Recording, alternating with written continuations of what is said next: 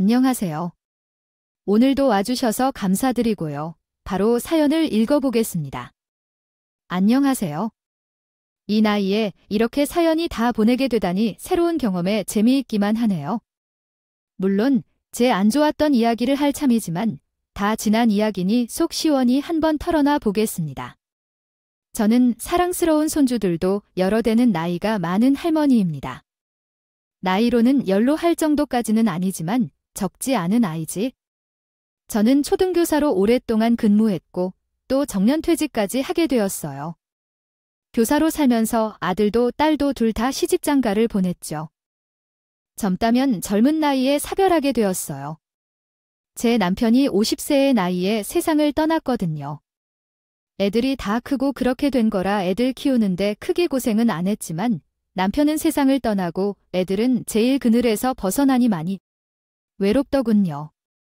가깝게 지냈다면 그 외로움이 덜하겠지만 딸은 외국 남자를 만나 호주에서 살고 있고 아들은 타지에서 지내고 있어서 자식 얼굴 한 번 보는 것도 하늘의 별 따기만큼 어려웠어요. 그럼에도 불구하고 어떤 삶이든 신라 같은 희망은 언제나 있기 마련이더군요. 제 희망은 하나뿐인 며느리였어요. 우리 며느리가 제게 참 잘했거든요. 멀리 있는 딸을 대신해 어찌나 저를 챙겨주는지 며느리가 아닌 딸처럼 저를 챙겼어요. 그러니 매번 딸과 연락할 때면 제가 괜히 투정을 부리긴 했어요. 딸과 며느리를 바꿔야 하는 것 아니겠냐는 우스갯소리도 자주 했죠. 나이도 자신의 대신에 저를 챙겨주는 며느리에게 늘 고마움을 전했을 정도로 저희 가족 모두 사이가 좋았어요. 며느리에게 참 고마운 것이 많지만 제가 외롭게 지내는 것을 며느리는 늘 마음에 담아두고 있었다는 것이 가장 고마웠어요. 아들도 딸도 조금은 무심한 부분이었는데 며느리가 그것을 늘 신경 쓰고 있었으니까요. 제가 외로움을 타는 것을 가족 앞에서 내색하지 않으려 노력했지만 그래도 저를 늘 챙기는 며느리의 눈에는 제가 외로움을 타는 것이 다 보였나 봅니다. 그러다 제가 한번 심하게 아팠던 적이 있었어요. 아프기 이틀 전쯤 대설주의보가 내려졌고 실로 제가 살고 있는 지역의 폭설로 아파트 단지에서 외출을 자제하라는 방송까지 나올 정도였어요. 아파트 단지이다 보니 눈이 온 다음 날 어느 정도의 제설 작업을 하긴 했지만 한파로 인해 빙판길까지 생긴 탓에 꼼짝없이 집에만 있는 신세가 되었어요. 그렇게 며칠 더 지난 뒤에 밖에 나올 엄두를 낼 수 있었는데 폭설이 내린 지 시일이 조금 지났으며 괜찮을 거라고 생각했던 탓에 저는 빙판길에 발이 미끄러지면서 자빠지고 말았어요. 그날 두툼한 패딩 덕에 몸은 크게 다치지 않았지만 발목에 심한 부상을 입었고요. 설상가상으로 몸살까지 찾아와 꼼짝달싹 할 수 없었어요. 아프기 시작한 다음 날에는 눈을 제대로 뜰 수 없을 만큼 열이 들끓고 오한까지 와 꽤 많이 고생했죠. 정말 다행인 것은 며느리가 마침 저를 살피겠다며 찾아와 그 덕에 병원에 가서 수액도 맞고 조치를 취할 수 있었어요. 며느리는 아픈 저를 보더니 눈물을 흘리며 자기네 가족과 함께 살자고 제안을 먼저 해 손주들도 커가니 제가 손주들 공부도 봐주면 좋을 것 같다면서요. 그런 이야기를 하는데 제가 젊은 시절 초등교사였으니 다른 건 몰라도 그 부분만큼은 도움이 될 수 있을 것 같다는 생각이 들었어요. 아이들을 가르치는데 수십 년의 경력이 있는 만큼 자신이 있었기 때문에 먼저 세상을 떠난 남편은 유언처럼 절대 자식들과 함께 살지 말라는 말을 했었어요. 그 약속을 어겨 아들들과 함께 살게 되었습니다. 제가 혼자 있을 때, 말도 안 되게 아프게 되었을 때 나이가 들었는지 이렇게 쓸쓸히 죽으면 어쩌나 하는 괜한 생각이 들어 겁이 조금 나더군요. 그래서 처음에는 그런 불안을 이겨내기 위해 몸이 괜찮아지고 발목도 좋아지면 다시 돌아올 생각을 조금 했었어요. 하지만 며느리의 말에 곧 생각을 바꾸고 아들들과 함께 지내기로 마음먹었습니다. 그럼 건강이 회복되고 제가 다시 심적으로 안정을 찾을 때까지만 신세 좀 지마세요. 항상 미안하고 고마워요. 어머님, 신세라니요. 제가 편하고 싶어서 함께 지내자는 거예요. 어머님도 아시잖아요. 저희 집에서 거리가 꽤 먼 편이라서 왔다 갔다 하는 게 쉽지 않다는 거예요. 저 편하게 계시면 하는 거니까 미안해하지 마세요. 그리고 쭉 같이 해요. 혼자 적적하시게 두고 싶지 않아요. 고맙다. 아이, 고마워. 내가 고생이 늘 많아. 잘 부탁해. 손자들도 봐주시고 저도 어머님이랑 같이 시간 보내면 너무 즐거울 것 같은 거려. 제가 잘 부탁드려요. 어찌나 저를 위해 예쁘게 말해주는지. 그 덕에 정말 큰 위로를 받았어요. 아들은 업무상 해외 출장이 잦았는데 이번엔 1년 6개월간 유럽 주재원으로 근무를 하게 되었다고 하더라고요. 그 탓에 아들은 제가 함께 지내기 시작한 지 얼마 안 돼서 해외로 떠났어요. 아들이 없으면 며느리 눈치를 보게 되는 건 아니냐 하는 생각을 하시는 분도 계시겠지만 저는 아들이 있으나 없으나 손주들과 오순도순 잘 도지냈습니다. 며느리도 한결같이 저를 챙겨주었죠. 늘 제게 살가웠던 아이였기에 불편함도 없었어요. 되려 저를 챙기느라 고생할 것 같은 며느리가 늘 마음에 쓰였어요. 그럴 때면 며느리는 환하게 웃어주며 대가족이 함께 사는 게 얼마나 큰 축복이냐며 너무 좋다고 이야기해줬어요. 그런데 그렇게 행복하고 가슴 벅찬 나날들을 보낸 지 딱 1년이 지났을 때쯤부터 제가 알던 며느리의 모습이 점점 사라지기 시작했어요. 그리고 서서히 며느리의 본색이 드러났죠. 문제가 처음으로 야기됐을 무렵 손주들의 교육비를 핑계로 제게 돈을 20만 원, 30만 원씩 타가더라고요. 저는 그동안 제가 보고 겪은 며느리에게서는 찾을 수 없는 모습들이 점점 늘어났지만 저는 그저 경제적인 부분에서 저를 돌보는 것에 힘든 점이 생겼나 하는 마음에 추웠어요. 그런데 나중에는 아예 100만 원씩 매달 달라고 하면서 저를 구박하는 겁니다. 늘 말로만 미안하다, 고맙다 하지 말고요. 몸이 안 되면 돈으로라도 그 성의 표시를 해야 마땅한 것 아니냐면서 말로는 누가 못하겠냐고 제게 그러더군요.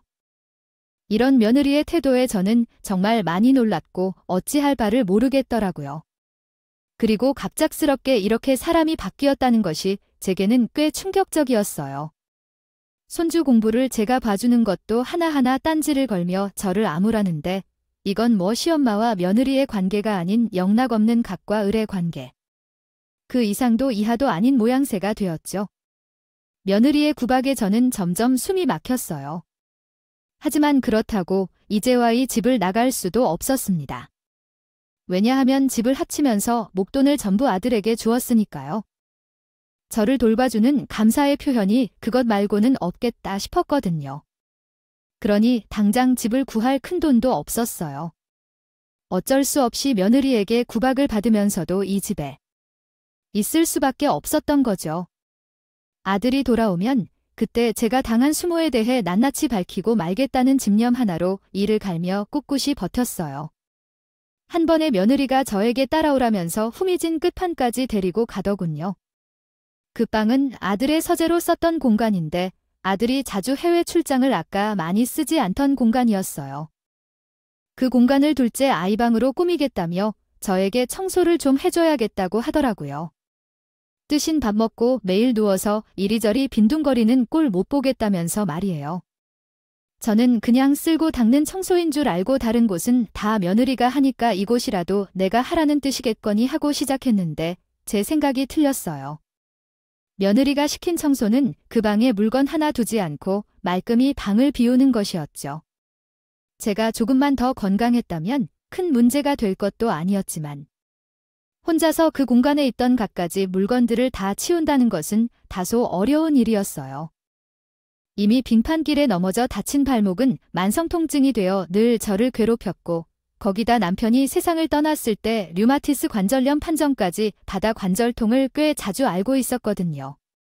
그 질병으로 인해 지금까지 새끼손가락에 살짝의 변형 조짐이 있는 상태였어요.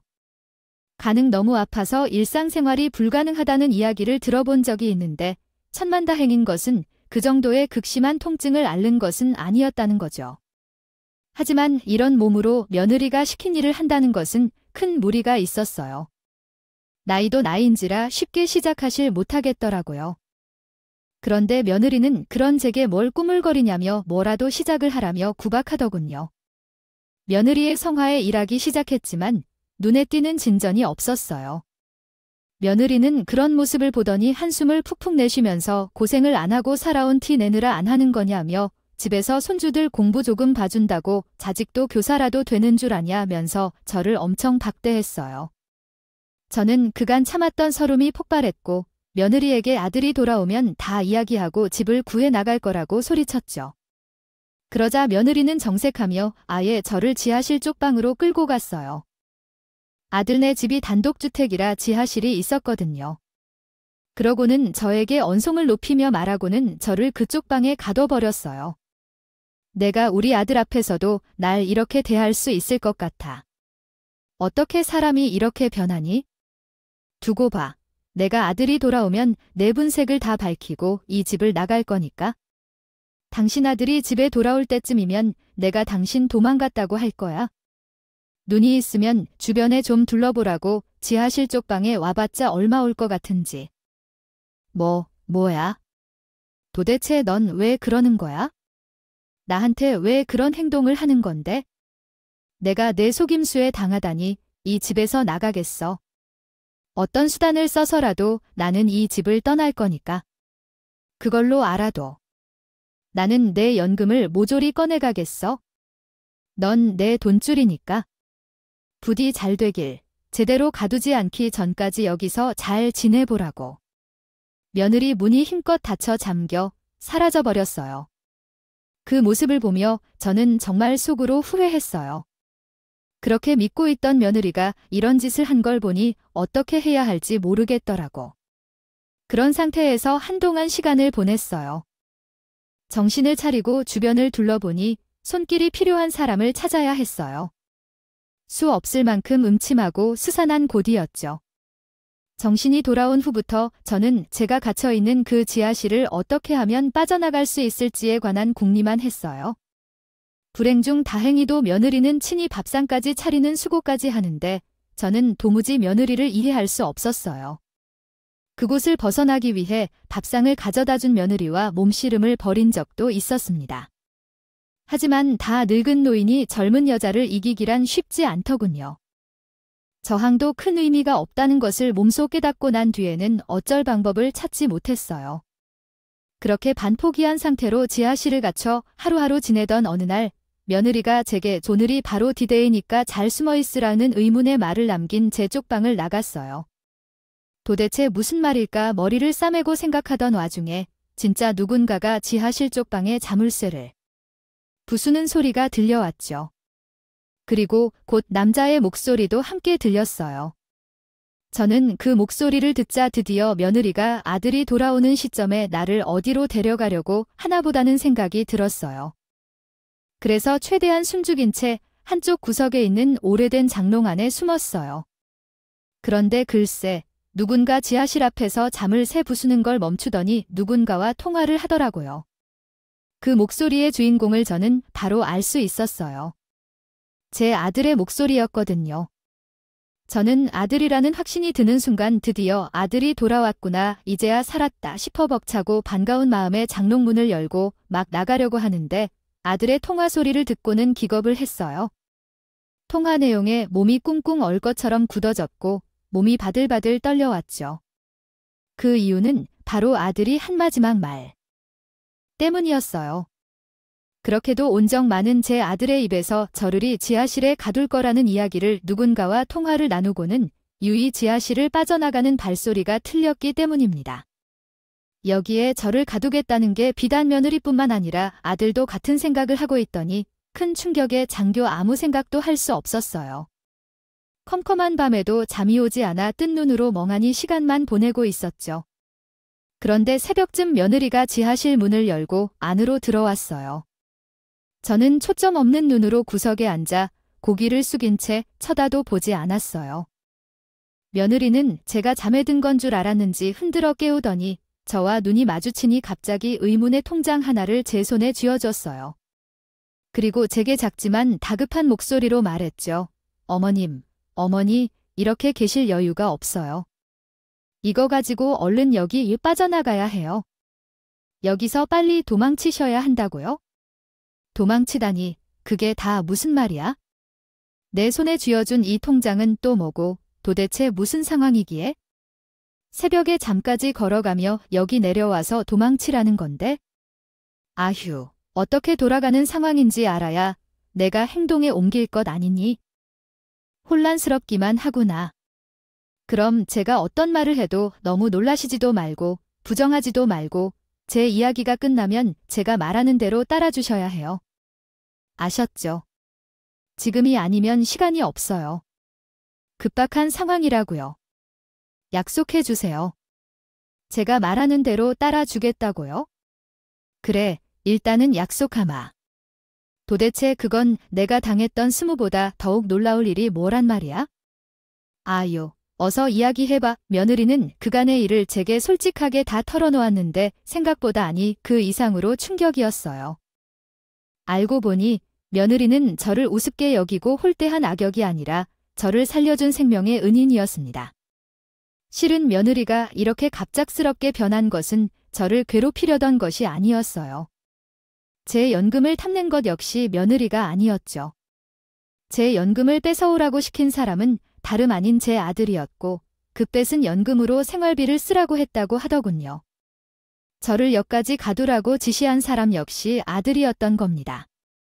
심지어는 며느리에게 자신이 시키는 대로 하는지 확인하기 위해 증거자료로 사진이랑 영상 등을 찍으라고 해서 어쩔 수 없이 제게 막말이며 박대하는 행동까지 할 수밖에 없었던 거였어요. 며느리는 자신의 말로는 제가 믿지 않을 거라고 생각했는지 아들이 지시했던 것에 대한 증거자료까지 모두 보여주었어요. 저는 그제야 며느리가 말했던 이 디데이가 어떤 건지 알게 되었죠. 며느리는 저를 위해 끝까지 이중 스파이로 연기를 하면서 저와 아들 모두를 숨겼어요. 아들에게는 제가 병원에 있었던 것으로 거짓말을 하고 저에게는 잘 숨어 있으라는 의도로 거짓말했던 것이었어요.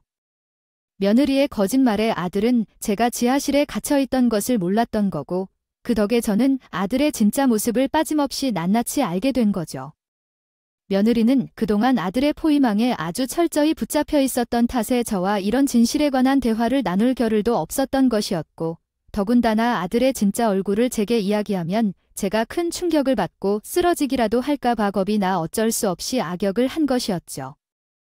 며느리는 악역을 하는 동안에도 저를 염려하느라 하루도 마음 편히 잠들 수 없었던 겁니다. 또한 아들이 한국에 돌아오기 6개월 전쯤에 이런 일이 있었어요. 하자고 며느리에게 이야기해 며느리가 함께 지낸 지 1년이 막 지났을 때부터 서서히 변했던 것이었어요. 저는 당하는 입장이라 그런 며느리의 속내를 알 리가 없었던 거죠. 며느리도 아들 때문에 장작 6개월이라는 시간을 이중 스파이 짓을 하며 어떻게라도 저를 살리기 위해 어지간히 머리를 쓰며 노력했던 것 같아 보였어요. 저는 이 사실을 모두 듣고 며느리에게 제 손에 주어준 통장에 대해 물었어요. 내 앞으로 나오는 연금은 생활비로 썼다면서 아이, 그럼 이 통장은 뭐니? 이게 다 말이나 되는 소린 거야? 지금껏 이 쾌쾌한 지하실에 모셔두고 고생시킨 것만도 죄송스런 마음뿐인데 어머님 앞으로 나오니 연금을 어떻게 마음 편히 생활비를 쓸 수 있겠어요? 제가 오늘 너를 기다리면서 차곡차곡 모아둔 통장이에요. 그러니까 남편이 모르는 곳으로 얼른 도망치세요, 아가. 이제 다 알았으니 미안해 할 것 없어. 내가 내 생명의 은인인 거잖니? 그런데 도대체 그 온 적 많던 아들이 왜 이런 짓까지 한단 말이니? 아니, 난 아무리 생각해도 모르겠구나. 내 연금으로 생활비 쓰라고 했다는 건 내게 생활비도 안 줬다는 말이야. 그게 남편에게 아마 여자가 생겼는데 그 여자가 아무래도 남편을 좋아하는 것 같아요. 아니, 이 여자가 생겼다니? 아들이 너와 아이들을 두고 바람이 났다고 할 말도 안 돼. 어떻게 그러니? 너는 괜찮은 거니? 어머님도 참 괜찮을 리가 있나요? 상심하더라도 챙겨야 할 순서가 있으니 정신줄 잘 잡고 있어야죠. 어머니께는 죄송한 말씀이지만 저도 바람빈 증거만 잡으면 이혼할 생각이에요. 그러니 어머님께서도 얼른 이거 챙겨서 어디든 남편이 모르는 곳으로 가세요. 내 아들이라니 이건 그냥 넘어갈 수 없어. 내가 그리고 내 남편이 자식들을 어떻게 키웠는데 이렇게 부모를 업신여기는 것도 모자라 자기 조강지처와 토끼 같은 자식들을 두고 바람을 피냐 말이야. 난 이렇게 도망갈 수는 없다. 너한테 미안해서 내가 어떻게 혼자 가니? 응, 어머님, 저는 괜찮아요. 제가 어머님께서 피해를 입지 않았으면 하는 그 마음 하나로 이렇게 못난 짓까지 했는데 제게 뭐가 미안하세요? 남편과 어머님은 달라요? 그러니까 저는 어머님께 안 좋은 감정도 안전하게 지낼 것처를 마련해 드리지 못한 게 죄송스러울 따름이에요. 저는 아들이 제 연금을 빼앗고 저를 가두려고 했던 것도 충격이지만 며느리와 손주들을 두고 바람까지 피고 있다는 말에 너무도 큰 충격에 빠졌어요. 이렇게 마음씨 고운 며느리와 토끼 같은 자식들을 두고 어떻게 마지막 선물이라는 것을 알고 있었어요. 만찬이구나라는 걸 직감할 수 있었어요. 저는 몸이 많이 불편하다는 핑계로 원래 지내던 제 방에 들어가 잠든 척을 했어요. 아들이 곧 제가 잠든 것을 확인하더니 저를 안아 들고 어디론가 걸어갔어요. 그리고 곧 멈췄죠. 아들이 저를 안고 향한 곳은 제가 있었던 지하실이었습니다.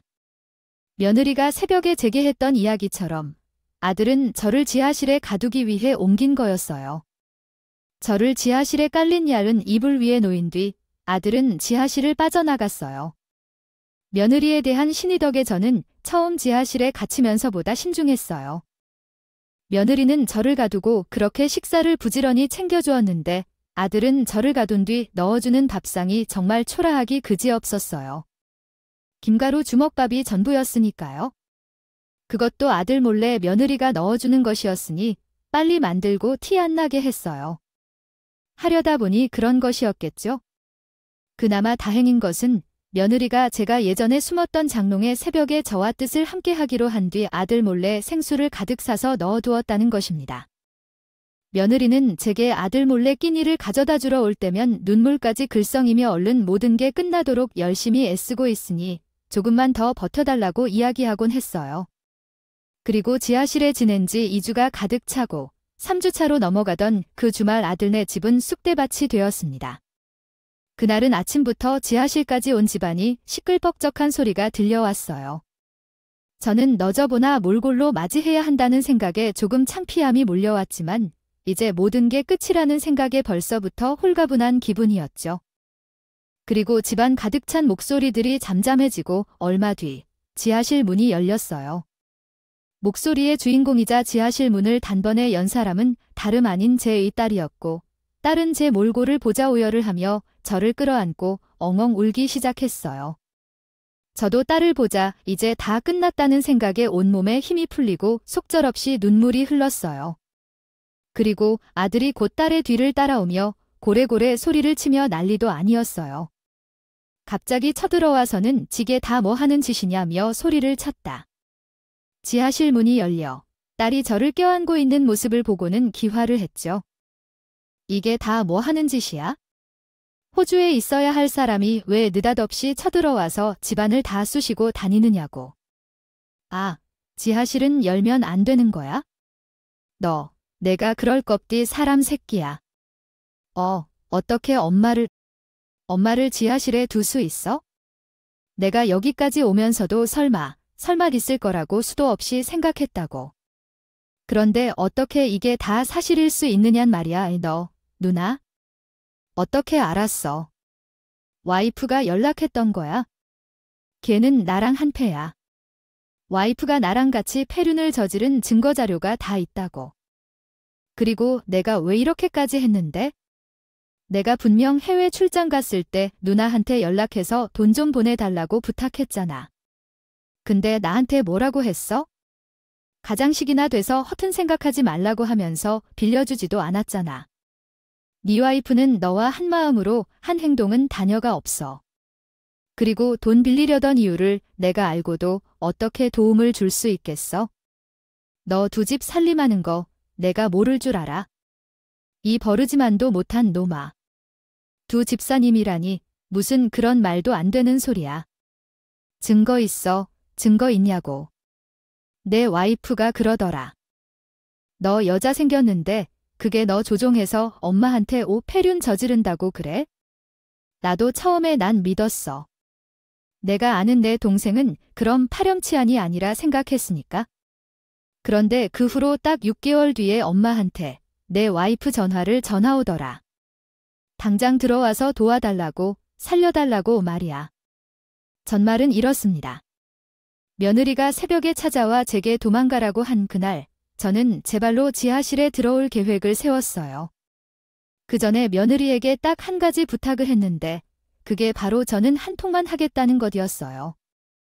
그때 시간이 새벽 5시경이었으니 시차로 딸이 있는 호주는 7시경이었으니 그리 이른 시간이 아니라 딸과 통화하는 것에 어려움은 없었어요. 그렇게 저와 며느리가 처한 상황을 모두 털어놓았고 그 길로 한국으로 날라온 것이었어요. 2주라는 시간이 필요했던 것은 아들의 불륜 증거를 찾기 위해 며느리와 동분서주했었기 때문이었고요. 그런데 딸을 통해 정말 충격적인 사실을 또 한 번 알게 되었어요. 누나가 뭔데 내 계획을 다 망쳐. 당신이 뭔데 내 계획을 다 망치냐고. 내게 그네 초부터 이루어질 수 없는 거였어. 그리고 내 불륜 상대 말이야. 너보다 2살 어린 사업까지 세상 참 좁아. 어떻게 악연도 이런 악연이 있을 수 있나 싶단 말이지. 누나, 내 뒷조사 있어. 아이 미쳤어. 그 불법인가 몰라. 왜 내 사생활 침해를 아느냔 말이야? 엄마, 두고 당장 우리 집에서 나가야. 내가 엄마한테 무슨 짓을 할 줄 알고. 이 집에 누구가 너 상황 파악이 안 되나 본데? 엄연히 지금 내가 저지른 죄 현장이 딱 걸린 거야? 그냥 어물쩍 넘어갈 수 있을 거란 생각 집어치우라고. 그리고 내가 만나는 그 여자, 유부녀잖아. 그거 너 말고 다른 남자도 또 있어? 이 멍청아, 3달이 내 다리는 걸치고 있다고. 누나가 그 여자에 대해 뭘 안다고 짓거리는 거야? 그 여자 내 친구 와이프야. 이거 내 친구는 그 여자 물러난 거 다 알고 있어. 이혼 준비하고 있는데 증거물 사진으로 찍힌 것 중에 너 아니냐고 나한테 메일을 보내왔어. 쪽팔리게. 그때부터 내 불렀다가 나한테 다 탄로 났었다고. 또 그거 알아. 나는 그 사진 말고도 어마어마한 내 불륜 증거 자료 다 가지고 있어. 그러니까 그만 미친 사람처럼 굴고 정신 차려라. 중고 자료. 웃기는 소리 하지 막 이런다고 관련도 없는 누나가 나를 막을 수 있을 것 같아. 아이 제발 걸리적거리지 말고 호주로 돌아가. 일은 내가 알아서 할 거니까. 갑자기 효녀인 척하는 거야? 뭐야. 당신 이제 그만해요. 어머님께 그렇게 죄를 짓고 너 얼마나 더 큰 상처를 주려고 이래요? 형님이 가진 증거가 아니더라도 이미 불륜 증권에 차고 넘쳐요. 당신이 어머님을 해하려던 증거까지 전부였어요. 그러니 다 끝났다고요. 세상 좁다는 말이 그냥 우스갯소리가 아니었어요. 아들의 불륜 상대가 실은 제 딸 절친의 아내였고 거기다 딸의 결혼식까지 참석한 그 절친이 아들의 얼굴까지 기억하고 있었던 타들 절친의 아내가 바람을 피우는 사진 중 아들과 함께 있는 사진이 꽤 찍혔고 딸의 절친이 그 사진이 모두 딸에게 보냈던 겁니다. 처음에 딸은 절친이 바람피는 상대 중 한 명이 우리 아들인 것 같다는 말에 많이 당황해 딸도 절친과의 별개로 몰래 아들의 불륜에 대해 파고 있었고 며느리에게는 정확한 증거들이 수집되면 그때 알리려고 미루고 미뤘던 걸 써요. 그렇게 증거물이 모두 모였을 때 마침 며느리와 제가 번갈아 딸에게 연락을 했고 딸은 아들에게 비밀로 한 채 입국해달라는 제 부탁을 들어준다. 것이었어요. 지하실에 갇혀 제가 직접 만나지 못하니 며느리가 저를 대신해 2주라는 시간 동안 딸을 만나 모든 상황에 대해 전해 듣게 되었고 딸도 그 과정에서 며느리에게 아들 불륜에 대한 정보와 자료를 모두 넘긴 것이었죠. 그리고 새로운 디데이인 이날은 아들이 다시 해외 출장을 떠나게 하루 전날이었어요. 아들이 떠나면 또 꽤 긴 기간 동안 미뤄지는 일이다 보니 단판을 짓기 위해 딸이 아들에게 말도 없이 며느리에게만 소식을 전하고 아들네 집에 쳐들어오게 된 것입니다. 결국 아들은 자신의 폐렴과 외도에 대한 증거물 확보까지 끝난 뒤에 발각이 되어 더는 자백될 수 없는 상황에까지 이르게 되었어요. 며느리는 딸이 전해준 증거자료들로 딸이 입국한 바로 다음 날 이미 아들을 상대로 이혼 소송을 걸었더군요. 저 역시 며느리가 그간 모은 증거자료들을 통해 아들에 신고할 수 있었습니다. 아들은 현실을 온몸으로 느끼기 시작하기 전까지도 며느리를 겁박하고 저를 홀대하며 원망을 쏟아냈어요. 하지만 설상가상으로 불륜녀가 자신의 정체를 들킨 것을 어떻게 알았는지 우리 아들과 단번에 관계를 정리해 버리더군요. 아들은 그제야 며느리와 저에게 싹싹 빌기 시작했어요. 이제 남은 것은 지금의 가족뿐인데 자신이 앞으로 잘할 테니 제발 파국으로 치닫는 것만은 막아달라고요. 그 전에는 자신이 저희에게 내쳐져도 갈 곳이 있다고 생각했겠지만 그 안식처가 사라지고 나니 더없이 졸렬한 모습이었어요. 저는 그런 아들의 모습에 억장이 무너진다는 것을 다시 한번 경험하게 되었고요. 아들은 저희에게 가진 변명을 쏟아냈어요.